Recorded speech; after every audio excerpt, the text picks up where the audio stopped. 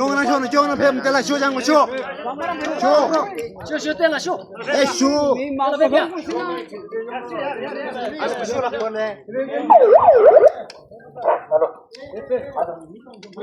सम्पूर्ण समुदाय आदरणीय दाजुभाइ तथा दिदीबहिनीहरू आज कार्तिक 30 गतिको दिनमा चाहिँ मसन्दको दिनमा चाहिँ हामीले विगत 4 वर्षदेखि हामीले यो न्यासम खोला जलविद्युत आयोजनाले हस्तक्षेप गरेको कुराहरूले चाहिँ हामीले 4 वर्ष बितिसक्यो।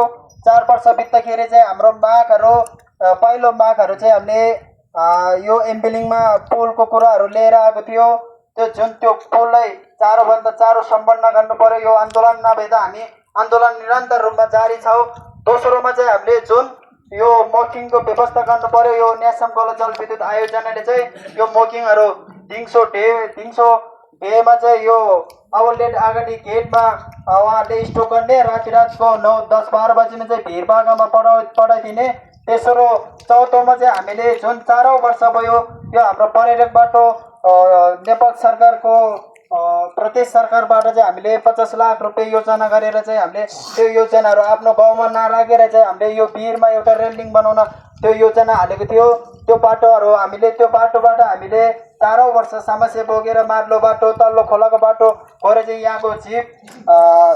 यहाँको जीविका मर्जन गर्ने स्थानीयहरूले चाहिँ त्यो समस्याहरू भोगिरहेको थियो। यो समस्यामा चाहिँ ओहोरदोहोर गर्ने बेलामा स्कुलमा जाने, हामी बजारमा जाने, त्यस कारणले बजारीकरणमा समस्याहरू पुर्याउँदाखेरि चाहिँ हामीले धेरै समस्याहरू भोगेर आएको कारणले गर्दाखेरि चाहिँ हाम्रो मागहरू लिएर आएको छ। हाम्रो यो 3टा मागलाई चाहिँ जुन यो न्यासम खोला जलविद्युत आयोजनाको काम 50-60% सम्पन्न हुने बेलामा पनि उहाँहरूले हामीले यो सोहेर बसेको कुराहरूलाई पुरा गरेन। हामीले नेपाल सरकार अधिराज्यबाट हामीले पाउनुपर्ने योजनाबाट आउनुपर्ने सुविधाहरू, स्वास्थ्यको कुरा, सामाजिक दायित्वको कुराहरू हामीले 0 पाएको कुराहरू पनि छ यसमा। त्यस कारणले त्यो कुराहरू नपाएको कारणले गर्दाखेरि आफ्नै भूमिमा आफ्नै माटोमा यो योजना गरेर हामीलाई हस्तक्षेप गर्दाखेरि चाहिँ हामी यसरी आन्दोलन भएर चाहिँ हामीलाई धेरै थिचोमिचो गरेको कारणले गर्दाखेरि हामी बाध्यता भएर हामी आज यो न्यासम खोलाको सुरुङको आउटलेट दोस्रो भागमा चाहिँ हामीले हिजोदेखि नै बन्द गरेको थियो। हिजो हाम्रो बन्द गरेको सार्वजनिक गरेको थियो। त्यसलाई हामीले नस्वीकारेर आज हामीले हाम्रो मागहरूले हाम्रो स्थानीयले भनेको कुराहरू नसुनेर चाहिँ उहाँहरूले काम अगाडि बढाइरहेको हुँदाखेरि चाहिँ हामी फेरि दोस्रो आज 30 गति यहाँ आइपुगेको छौँ। हामी फेरि तल एकचोटि हामी यो न्यासम खोला जलविद्युत आयोजनाको पौर हाउसमा पनि पुग्दैछौँ। हाम्रो यो मागहरू हाम्रो यो चाहिँ हाम्रो पम्पलेटमा चाहिँ हाम्रो त्योहरू हाम्रो प्लेट ब्यानरमा चाहिँ हामीले मागहरू लिएर आएको छ। हाम्रो यो मागहरू सम्बोधन नगरेसम्म यो न्यासम खोलाको हाइट पावरमा चाहिँ हाम्रो निरन्तर नै हाम्रो यसरी नै आन्दोलन जारी राख्ने घोषणा गर्दै स्थानीयहरू अब हामी यो न्यासम आयोजना सुरुङतर्फतिर हामी निस्केको छौँ।